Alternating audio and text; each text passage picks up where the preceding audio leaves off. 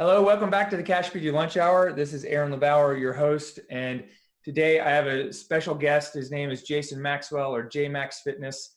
If you follow fitness people on Instagram, you've definitely seen him.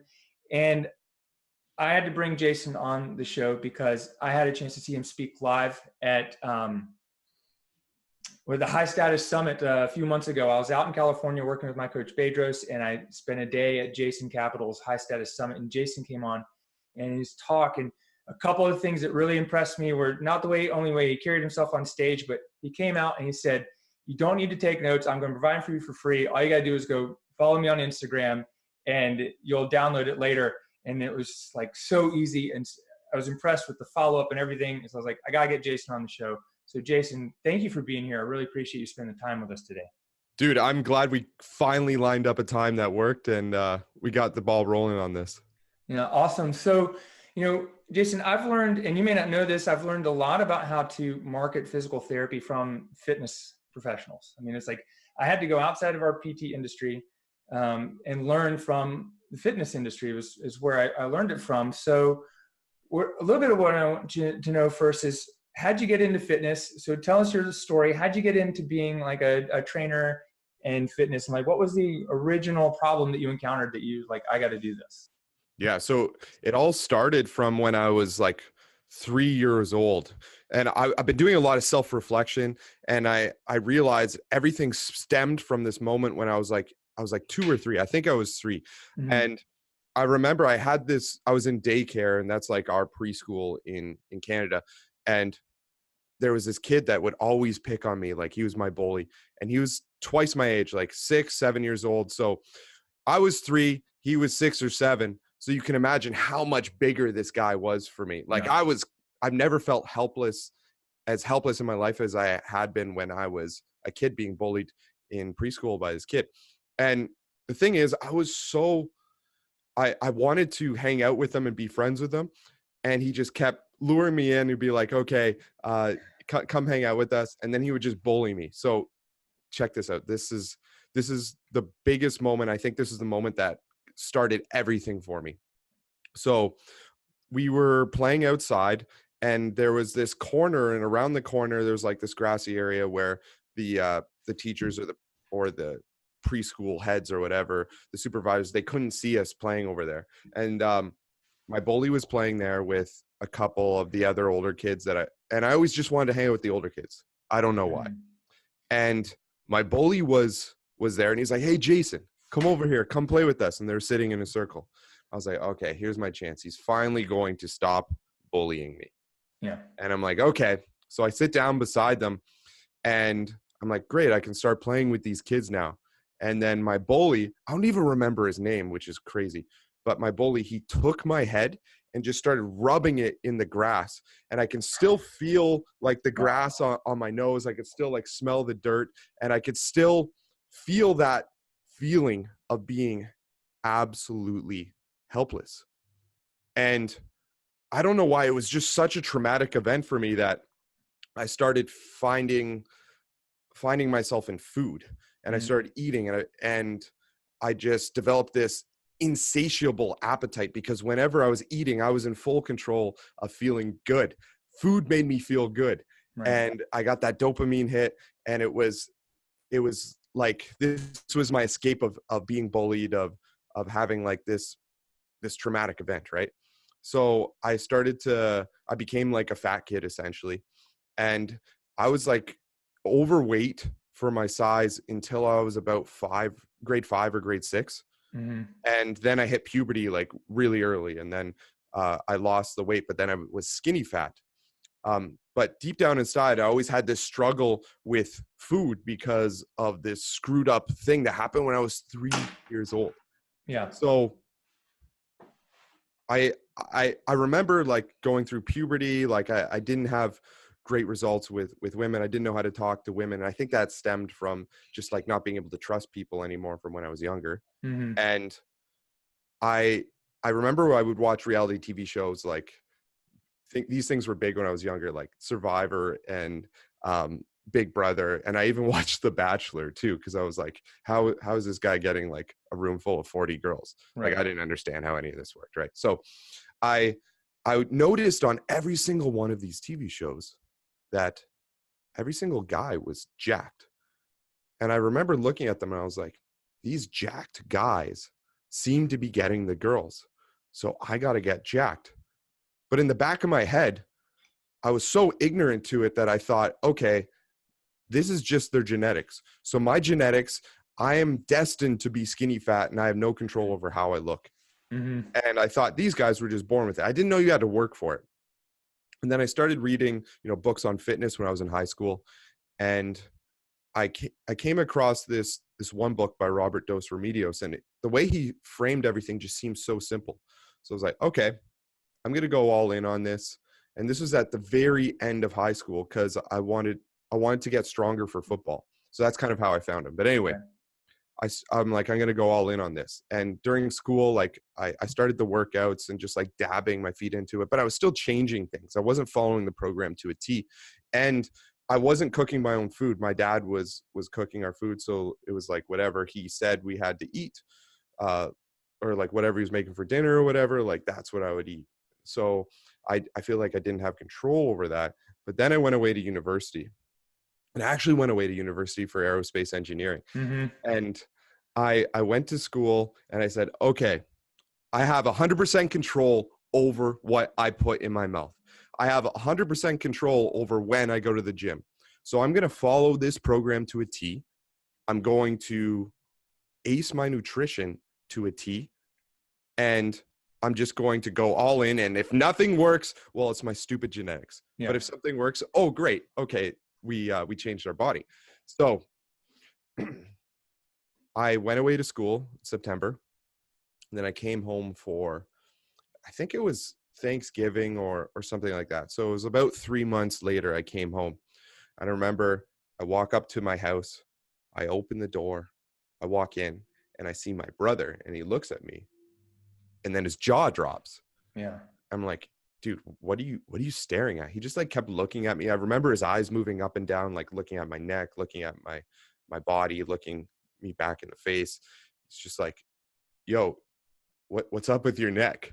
I'm like, what do you mean? Because he's just like, holy shit, like your neck is huge.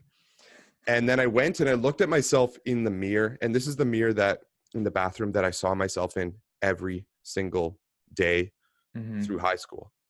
And then there was a gap where I didn't look at myself in that one mirror for 3 months. And then I see myself in that mirror 3 months later. And then I finally saw the change.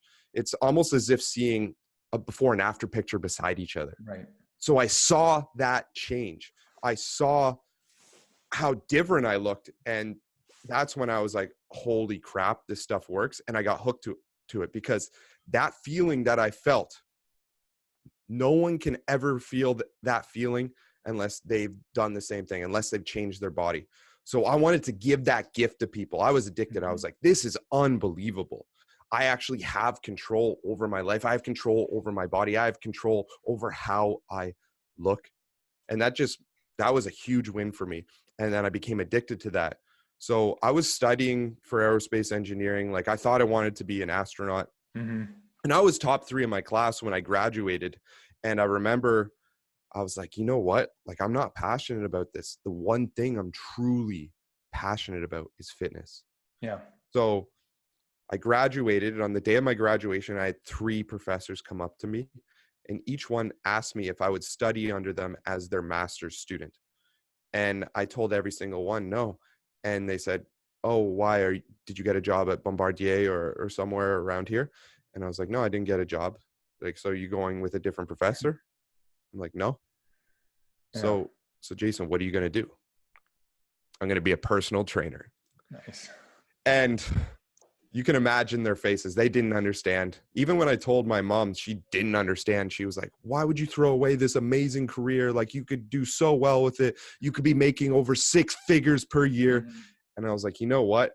Like, I'm writing for my blog and it's just a hobby right now. I'm not making very much money at all, but I did make like a couple dollars here and there selling some ebooks. Yeah. So I could see the potential. I could see what was really possible. So I was like, I'm just going to be a personal trainer, work downtown Toronto, make some money that way, and then try to build my online fitness business. And that's exactly what happened. Yeah. Wow. That's amazing. That's powerful. Yeah. I had my fair share of bullies too. It's like, it's funny. It's like, sometimes you just have like your bully and then they leave your life and a new bully comes back in. I feel like it's like the type of person that gets bullied is just the type of person that attracts bullies. And I didn't understand that until like maybe a couple of years ago with a lot of self-reflection. And I realized like I was attracting these bullies into my world because I was like so soft and shy. Mm-hmm. And for the longest time, I identified as an introvert because I was shy. And it was because I couldn't trust people because of how much I was bullied when I was younger. And I thought, okay, I must be an introvert because I hate talking to people. And this is something I realized like over the past few months. This is something like very, very recent because I did I realized this 2 weeks ago. I did the Myers-Briggs personality test. Mm-hmm. It said I was like a clear introvert. And I remember thinking, I was like, that's got to be wrong. But then I went back through the test and like all the answers led to being an introvert. And I was like, you know what? I guess I am an introvert, but I just never wanted to be around people before because I didn't have that self-esteem before because I was bullied when I was younger. Right. So it's crazy how all of this can stem from one little thing that happened when I was 3 years old. Yeah, that's amazing. That's powerful. Yeah, I've learned a lot about myself for the last few years, and I realized like introvert doesn't always mean that you don't like to be around people.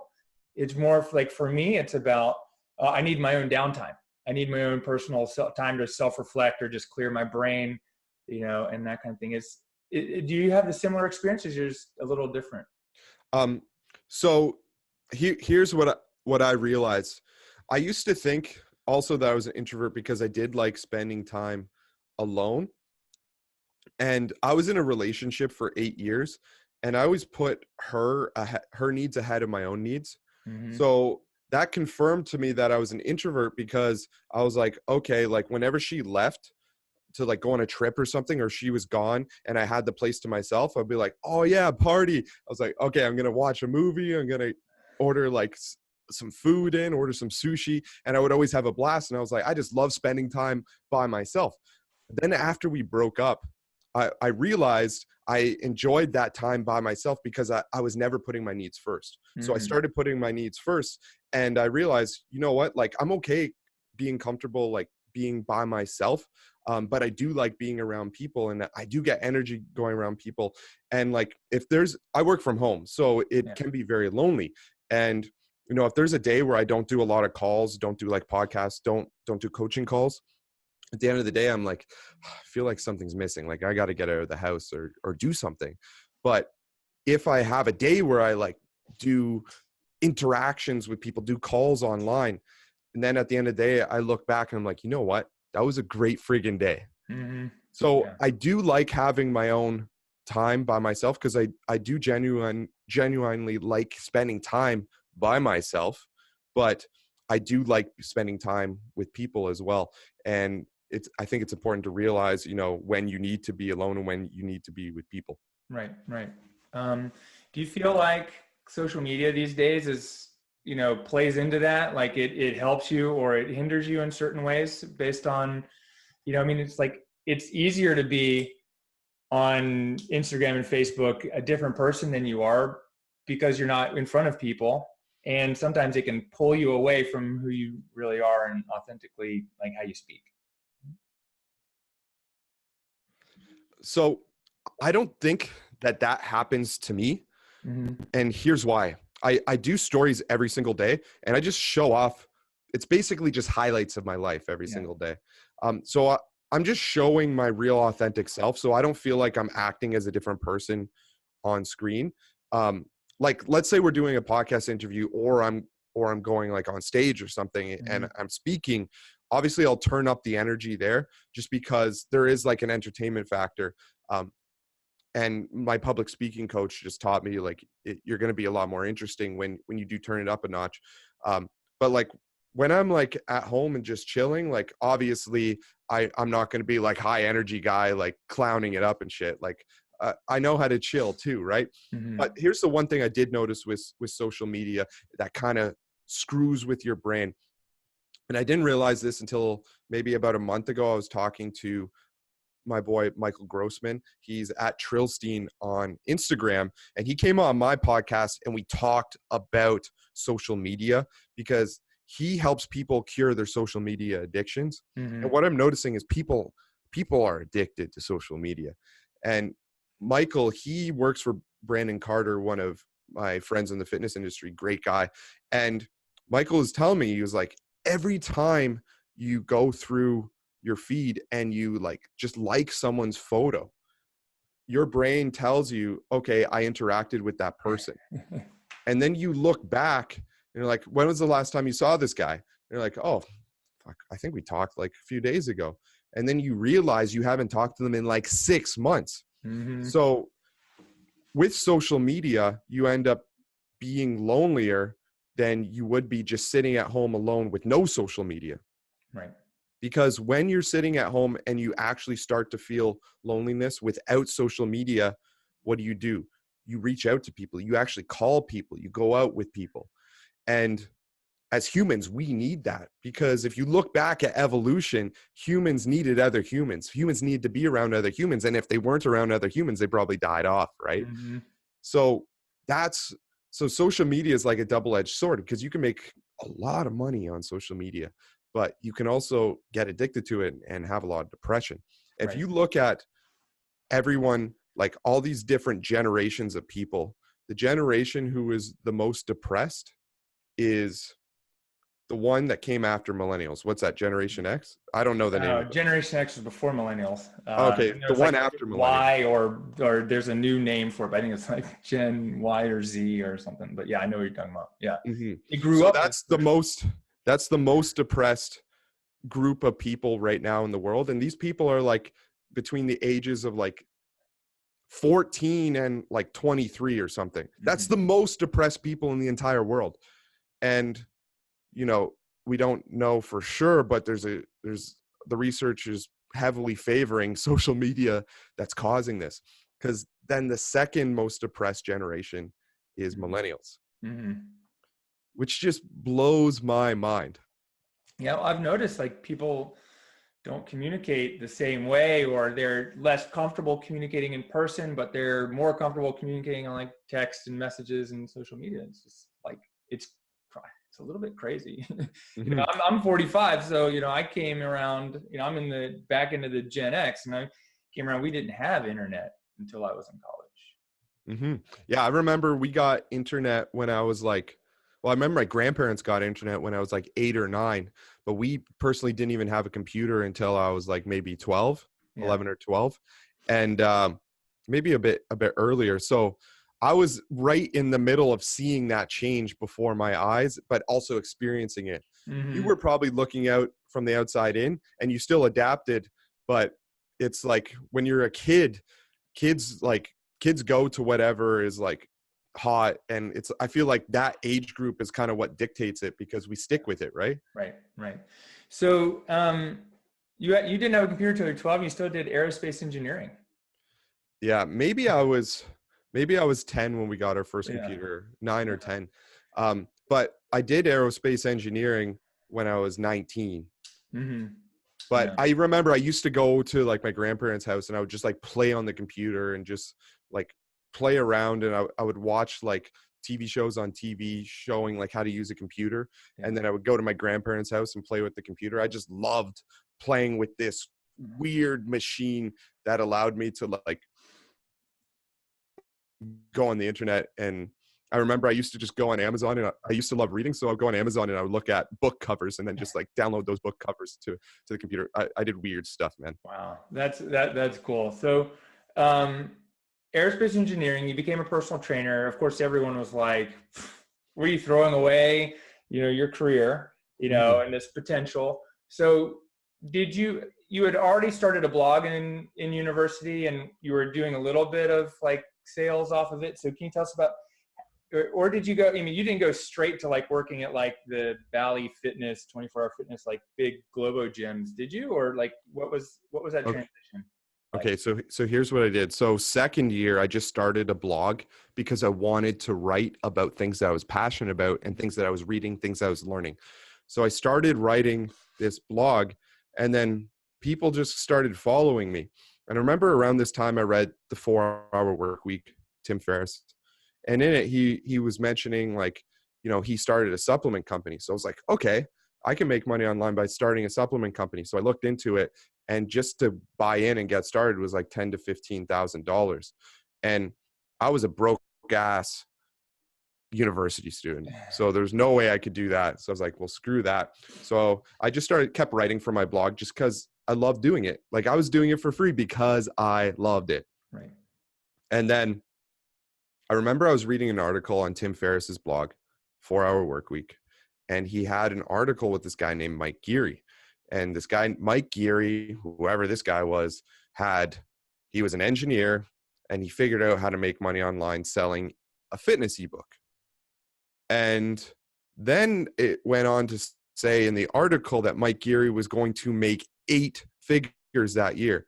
He was on pace for making $11 million. And I was like, are you kidding me? If this engineer in Colorado can figure out how to make $11 million online, then why can't I figure it out? Yeah.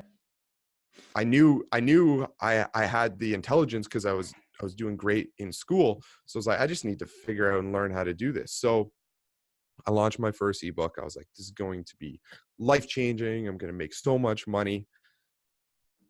Hit publish. Crickets. Yeah. No one bought it. Not even my own mother bought that ebook. And to be honest, I was like, okay, whatever. Maybe if a sale will come in a day or two. No sale came in until I launched a second program. I don't even know why I launched a second program, but I was like, maybe it was a program. So I'll try a different program. So I launched the second program and launched that. No sales. Yeah. And then, okay, I was like, screw this. It was the summertime. So a couple of weeks went by. I remember I was outside. I was tanning on my balcony, and I was reading a book, probably some kind of marketing book, right? And then I came back in and I checked my ClickBank account. I was like, whatever, I'll just check to see if I got a sale. So I opened it up, and I had my first sale, and it was from this guy named Keith Duke. And I'm like, I don't even know who Keith Duke is. I still don't know who Keith Duke is, but he was my first sale. And as soon as I made that sale, I was probably third year university, but as soon as I made that sale, my whole mindset just shifted. And I remember calling up my girlfriend, and I told her, I was like, yo, I just got paid to tan. And she's like, what? What are you talking about? You just got paid to tan. I was like, I was outside tanning. I came back inside. I checked my ClickBank account, and I had $20 in there. So I got paid $20 to tan. And I remember thinking, I was like, I was tanning for half an hour, so I'm making like $40 an hour online now. I'm like, this is amazing. So that was like a big mindset shift. And then also at that same time, I started training a couple people in my condo gym, just in person. I think I was charging like 30 Canadian an hour. I just wanted to make a couple bucks and train people because I just truly loved it. And then after school went over, I started working at this gym that, well, I guess during that same summer that I made the sale, I was interning at this gym for free, just learning and perfecting my craft. And I still consider that gym the best gym in Toronto. And I actually am now a client of that gym. So I've gone full circle, which is kind of funny. But I interned at that gym like around third year. And then after I graduated university, I went back to that gym, and I got a job there. And they're like, okay, so you're going to be making $16 an hour. I was like, okay, I'll do it. So I started working for this gym, and it was a really great learning experience because it did allow me to perfect my craft. But then 6 months later, I had to start paying back my student loans. And the money I was making at that gym at $16 an hour was not enough money to pay back my loans and to live. So then I got a job. I applied for a job at this other gym. It's the top gym in Toronto. I was like, screw it. I'll just try to work at the top gym. Like I kind of have something unique because I do have the online presence. So maybe it could help me get in. And I don't know how I did it, but I got a job at the top paying gym in downtown Toronto financial district, working with high-end lawyers and CEOs. And and the best clientele you could ever want to work with. Yeah. So within a matter of a year, I went to the very top in my career, and I was like capped. I was like, the only next step is I want to move abroad and I want to build this online fitness business. So that's what I did. Yeah. Wow. Wow. So what were you making percentage or more? I mean, were you making a lot more at this other gym, or was it just a little bit more? So I looked at because I kind of fell into doing a bit of sales with them too. Yeah. Just like organically, I started doing a bit of sales, and I think it was like the first or second person I ever pitched on a program. They bought it, and I had like this big commission check. So I looked at all my hours and how much I made when I left that gym, and I averaged $50. So I went from $16 an hour to $55 an hour. Wow. And as you can imagine, like I grew up in a super small town as like broke. Like I was so poor that at one point we lived in a house. It was a 1-bedroom house. It was me, my dad, my sister, and my brother. My dad and my brother shared a bedroom. My sister slept on the couch. Well, she didn't even really sleep on the couch. She kind of slept in the hall. And then I slept in the backyard in a tent. Wow. So for me to be averaging $55 an hour was huge, because I grew up poor my entire life. And for the first time in my life, I actually had money. So it was hard to step away from that just to go into the unknown. But I knew I was like, if I go move to another country, so I moved to the middle of the Mediterranean, and I go all in and build my business. And, the cost of living is a little bit lower where we are moving. So that helps. And I was like, I think I just need to go all in and build my business. And I didn't really know what I was doing, but thank God it worked out. Yeah. So where'd you move to? What country were you in? Malta. Malta. Wow. How'd you choose Malta? To be honest, I knew I wanted to go to Europe. Yeah. And I wanted to go to somewhere where it didn't snow. And I was looking around and I was like, there's only like 2 countries that are like super south in the middle of the Mediterranean. Cause I was like, I kind of want to live on an island. So it was between Cyprus and Malta. And I looked at the pictures, and Malta just looked like almost like this golden Italy. Like it looked Italian, but it was all the buildings were golden, and it was in the middle of the Mediterranean. So I was like, screw it, let's go there. So my girlfriend and I just put in our 2 weeks notice. We told our landlord we weren't renewing our lease, and then we just went. Wow. And it was an amazing experience, an amazing journey. And within a matter of those 3 years that I lived in Malta, I lived in Ukraine for a bit as well, but I think we visited over 20 countries. Holy cow. That's crazy. That's amazing. So you were making when you moved, were you making some significant money online before you moved? Or was it like, like a couple dollars here or there, and I'm just going to go all in on online business and, So I had a bit of money saved up from working at that gym, because when you're poor and then you start making money, like when you're super poor and you start making money, you end up still saving your money like you're still poor. So I had a bunch of money saved up. So I was like, okay, this will be kind of like a good backup. But on top of this, I was making like maybe 2,000 to 3,000 a month in my online fitness business. So it wasn't a ton, but it was enough to get going. And then over the course of those, maybe within like 2 to 3 years, I had my online fitness, probably in 2 years, I had my online fitness business up to 6 figures a year. Yeah. And then I started coasting like the last year that I lived in Malta. And when I mean coasting, like I was legit only working 4 hours a week, some weeks less. Like I was like not working at all, and I was just coasting, and I could slowly start seeing the income dropping. Yeah.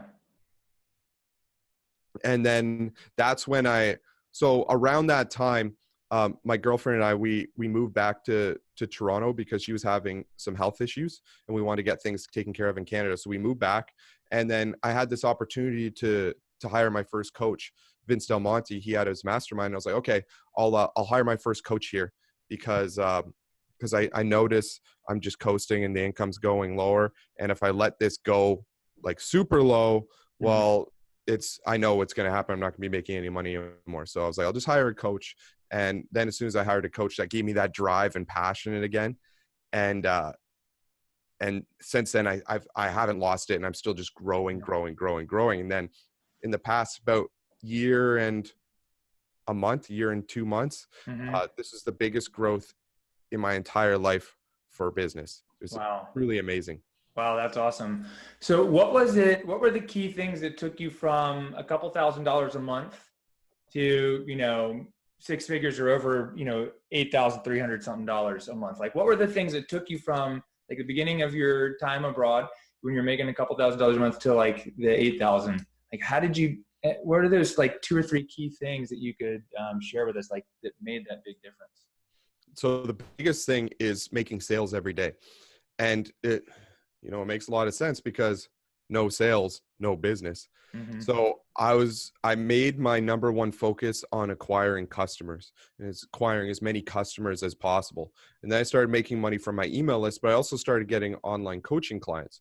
So I would acquire the customer and then put them into my online coaching, and the online coaching is very profitable. And then you have these customers on your email list, and then when you promote other people's offers, you would make commissions there as well. But the one thing is you got to keep growing, because you always got to keep chasing, getting more customers. And what I did was I stopped getting customers, and that's when I started, coasting, and that's when I started like seeing the income drop. So the key is you always want to have an influx of new customers coming in. You can't stop that. And that was literally the biggest thing, because once I had customers coming in, I had options, because it's much easier to sell to someone more than once than it is to convince someone to buy for the first time. Right. So as long as you're constantly convincing people to buy for the first time, but then selling to them over and over and over again, well, then you're going to grow, and your business is going to grow. So that was literally the biggest thing right there.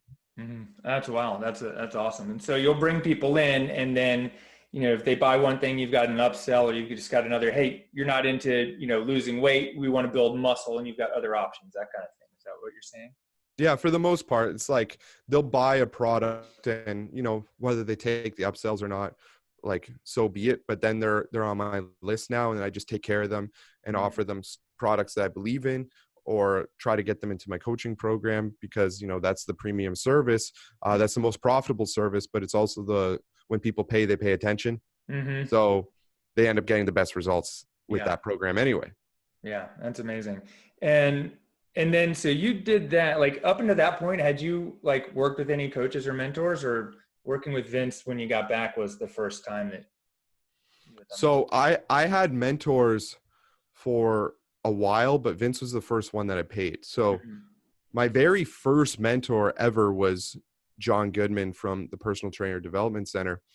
And I met him like when he just kind of started the Personal Trainer Development Center, and I was just drawn to him. So whatever he did with the Personal Trainer Development Center, I would talk to him, and I would just implement into my own fitness business. So I was like, okay, John's running ads now. I'm going to start running ads. John's doing this with his articles. I'm going to start doing this with my articles. Yeah. And I just kind of had him as a mentor. And that was he got me, I don't even think he knows, but he got me up to like the 2 to 3K a month just by following in his footsteps. And then on top of this, I interned with him for like 2 years. So he would pay me to like post on his Facebook page, on his social media. He paid me to run his ads. And I think while I was with him, we took the Facebook page from like, it was around 10 to 15K when I came in. Mm-hmm. And then when I left, it was about 200K. Wow. So we grew the business significantly. And I remember like the last few launches we ran with ads were just like still some of the biggest numbers I've worked with. It was really cool to see. So I just kind of it was like he gave me permission to do the same thing in my own business, essentially, even though he didn't. Yeah. That's the way I look at that. So he was my first mentor, and that's when that was the first bump in my business. Yeah. Second one is around the second year I was living in Malta. I saw daily undulating periodization was very hot, and it was people were talking about it. So I was like, you know what? There's no daily undulating periodization product, so I'm going to create the DUP product. And I came out with this product called the DUP method. And I reached out to a bunch of affiliates, and one of the affiliates I reached out to was actually Vince Del Monte. was like, will you promote it? And he was like, I have a better idea. He was like, how about I show you how to run a launch and I'll take like part of the commissions of this launch. Mm. And I was like, you know what? Screw it. Let's do it. So he's telling me to do all this crazy stuff, like make the top prize like $5,000. I was like, man, I'm gonna have to pay these prizes out of on my credit card or something. Like I had no idea how well it would work. So he helped me recruit all the affiliates. He helped me run this huge launch. He promoted it for like 2 weeks straight. He made obviously a lot of money from that, but that product in 4 days did $76,000. Wow. And when I saw that, I was like, holy crap. So I was able to pay off my affiliates and I think I made like a couple bucks out of that, but it was more or less just breaking even. So, you know, I paid $76,000 to get $76,000 back, which is fine. But then I had all these customers, and then all of a sudden, like I was promoting products and making like $600 by sending one email. And I had all these people like wanting to sign up for my coaching program. And that's when I realized the importance of acquiring customers. So that was the second mentor I had. And then I guess along those lines, I was always studying from Craig Ballantyne. So I learned a lot of marketing from him. Also learned some marketing from Dan Kennedy, just like reading his stuff too. Then I hired Vince, and that's when my business really started blowing up. And that led me to my next few coaches. So like Craig Ballantyne and a guy named Taki Moore. And so now it's just like these coaches led me to these other coaches. Oh, and another guy, Xander Fryer, he's great too. Led me to all these coaches. And now it's like, I'm like, man, I wish I had a coach back in 2012 or 2011 when I started, because I would be like making 8 figures a year by now if I only knew, if I wasn't such a cheap small town boy afraid to invest in a coach. Is that like, if you could go back and change one thing, would that be it, or is there something else that you would do differently over the last few years or 10 years? So if I could go back, like I'm really fortunate where I'm at right now, and I do truly love my life. But if I had to change one thing in business, I would go back to 2011, and I remember I got a phone call from a sales guy working for Craig Ballantyne back in like 2011. And he was trying to sell me into the mastermind. And I think at the time it was like $1,000 a month or something. I was like, yo, I don't even have like $30 a month. So I was like, I can't do this. But if I could go back in time, I would have told myself, do whatever you can to join that mastermind. And that's what I would have done, because I guarantee if I joined that mastermind in 2011, like I would be at 8 figures a year by now. Yeah. Yeah. That's crazy. Hindsight's 2020 or whatever, even better than that sometimes, isn't it? So the only thing we can really do is like pass this knowledge forward to people and be like, yo, if you don't have a coach, 8 years from now, when you're looking back in time, you're going to be like, damn, I wish I worked with that coach, because I would be so far off. Right. Like, I wish I didn't waste my time. Like, it's crazy. I know, Jason, we don't have a ton more time. I want to get a couple more nuggets out of you. And one of the things you've talked about a lot is getting more customers. And I know you're doing that through Instagram. So, and you're killing it on Instagram. And that was part of that talk that I mentioned when we started off. It was like, you're like, go to Instagram and you got my thing. So tell me, like, what are the 1 or 2 things that you're doing that people need to be doing to build Instagram and use it? And then, like, what's the big mistake people are making when they're trying to leverage Instagram and social media for, acquiring new customers and business? Sure. So the way that I built my Instagram, let me just tell you like how quickly it grew. So I started my Instagram in like 2014, I'm going to say. It was like around the time that Instagram came out, because I was like, I need to be on Instagram. Then I was like, how do I build my Instagram?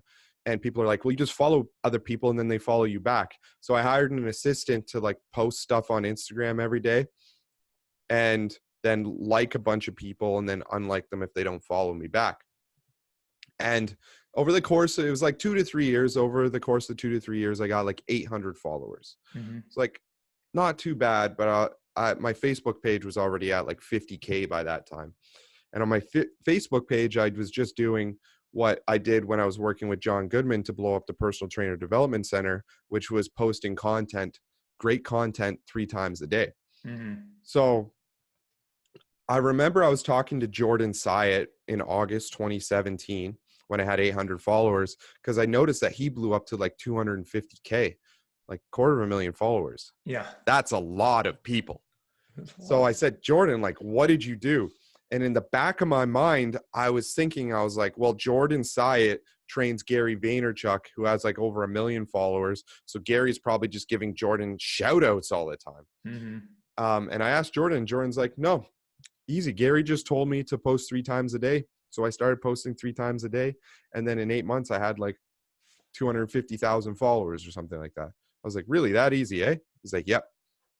So I was like, you know what? This is exactly what I did to blow up my Facebook page. It's exactly what I did to blow up John Goodman's Facebook page. So let's try it. And literally within the first 24 hours, I went from 800 followers to 1,000 followers. Mm-hmm. So that was August 17th, 2017. I hit 1,000 followers. So I was like, wow, this is great. I just got 200 followers and I've been stuck for the past 6 months at 800 followers. This is crazy. So then I told Vince, my mentor, my coach, I was like, hey man, my goal is to hit 20,000 Instagram followers by the end of the year, by December 31st. He was like, okay. And I could tell when I told him, because he didn't even have 20,000 followers. And I could tell when I told him that he didn't truly believe I was going to do it. And in the back of my mind, I didn't believe I was truly going to do it. So then I remember New Year's Eve. No, it wasn't even New Year's Eve. It was like January 31st at 10:34 a.m. EST. I opened up my phone and I hit 100,000 followers. Wow. So I literally crushed that goal of 20K by the end of the year, and I got to 100,000 followers. So the first thing I did was, so there's 3 things you want to focus on: content, presence, and networking. Mm-hmm. Content is just posting really good content that people can really understand and vibe with right away. So for me, I played around with my content and I found out that the content that worked best was infographics. So I was like, I'm going to go all in on infographics. So that was the content. Second thing I did was presence. So with presence, I was posting 3 to 4 times per day. I was posting on stories every single day.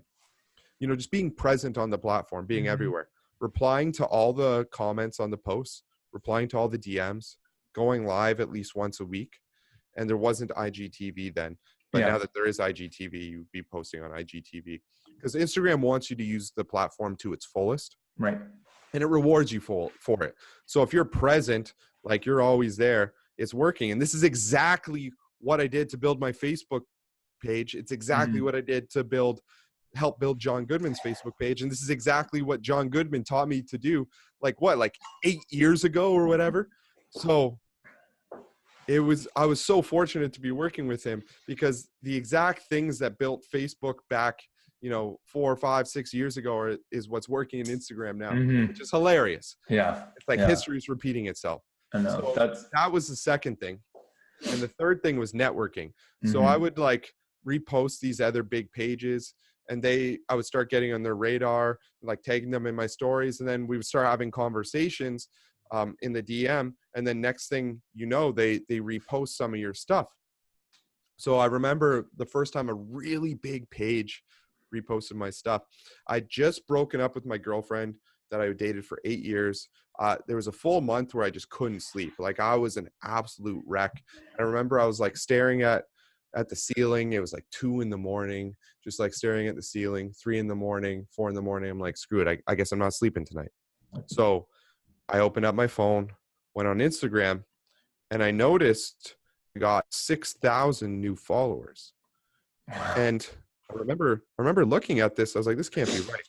And I checked my stats, and sure enough, I had 6,000 new followers over the course of 24 hours.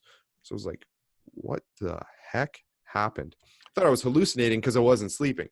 Right. So then I see that there was this big page of this guy. He had 400,000 followers. He reposted one of my posts. And from that one repost, I got 6,000 new followers. Wow. So that's the third part of it, Yeah. the networking. And when you focus on these three things and you layer that with consistency, being very consistent, you're going to grow your Instagram. That's incredible. And it's going to bring you grow your Instagram, and you're not just growing Instagram, you're generating new customers and leads from it. Well, if you know how to do that, yeah. So I look at my Instagram stories just like I was looking at my email list, and I just treat it like that. So like whatever the content is of my emails that day, that's the content of my stories. So I'm selling on my Instagram stories as well. So essentially it doubled my business because it was like I just got a brand new email list. It was really cool. Yeah, that's awesome. So, you've got a book, an online fitness profits book, which probably has a lot of good nuggets for anyone who's even not just a fitness professional, but like a healthcare professional who wants to work online. Can you tell us a little bit about that and what you share in there and how to get it? So that book is essentially the story of how I built up my fitness business to the first 6 figures. And that was through like publishing ebooks, getting affiliates, and going that route. So if they want to get a free copy, like if you're listening to this and you want a free copy of that book, I highly suggest you go grab your free copy, because the book is free at freeprofitsbook.com. That's the story how I made my first 6 figures. And it just tells everything that I did, like, writing the sales copy, what to do for the upsells, how to price the upsells, how to do like continuity on the back end, getting coaching clients, things like that. Now in 2019, it's a lot harder to build a business that way, but it's still 100% possible. But now you can also build a business, I would say, much quicker. Like if I was to start a business now, I would start off getting a couple online coaching clients. So I get to my first, like maybe like $5,000 a month from online coaching. Yeah. And I would do that. You can do that with your own network and with Instagram right away. I would do that first. And then when you really want to accelerate things, I would come out with an ebook and go to affiliates. And then you have all these customers coming in that way. And then you actually have capital to work with. Right. So that's the changes I would do in 2019. But like if you're looking to release an ebook, freeprofitsbook.com, online fitness profits, that book is stellar for that. I also have another gift for your audience though. Because I was saying, like, if you're just starting out and you're just looking to get clients first, which is what I recommend in 2019. Well, I have the 7 deadly sins of an online fitness professional. But if you're not in fitness, if you're in physiotherapy, these 7 deadly sins still apply to you. Right. So if you want to get those 7 deadly sins, it's I shot 7 videos where I talk about these. Just go to JMax Fitness on Instagram, send me a DM and say, hey, can you send me the 7 deadly sins? And I'll send you the 7 deadly sins. Awesome, man. Thank you very much. That's really great. And I'll make sure I put the links and everything in our show notes as well. If you're listening or you're driving right now and you can't like go to Instagram right now, it'll be on the show notes. But Jason, is that the best way to find you? JMax Fitness on Instagram, or do you have a website that we should also share? Just find me on Instagram now. It's the easiest thing. Like my website's JMax Fitness, but Instagram is where I'm at right now. I think I have like 295,000 followers right now, something like that. So Yeah. So that's where I'm showing a lot of my good stuff. If you're looking to build your business, I do have a private Facebook group called Online Fitness Profits, and that Facebook group is free as well. And that's where I give away a lot of my marketing tips for building your business to your first 6 figures online. Awesome. That's very valuable. Thank you for sharing that. And thank you for being here today and sharing your knowledge. I know there's a ton more questions that I want to ask, and that we could dig really deep into some of these things. And I know, like, for a lot of people, it's like, this is great. And, there's so much more in there. So thanks for providing some of those resources for everyone. And thank you for spending your time with us today. I really appreciate it. Yeah, dude, thank you so much for having me. It was a lot of fun. Yeah, awesome. And I look forward to seeing you in person again soon and, catching up. So for the CashPT Lunch Hour, this is Aaron LeBauer and Jason Maxwell. Thank you guys very much.